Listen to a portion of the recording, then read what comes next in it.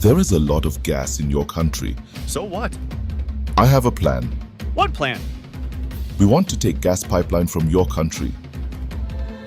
Both of us will invest in this project. Okay, but there is no big market in your country. If you build a pipeline to my country, there is a high probability that you will get a big market in India.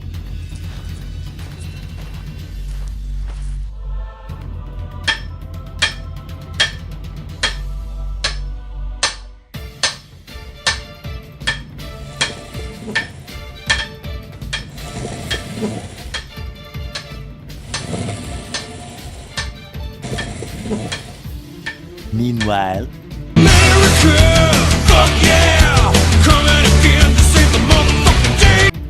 Hey, Pakistan, Yes, sir. you can't buy gas from Iran. But why?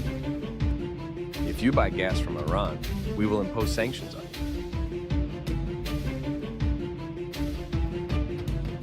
We have completed the pipeline work on our side. When will the pipeline work start in your side? We cannot buy gas from you. If you don't buy gas from us, we will file a case against you in international court.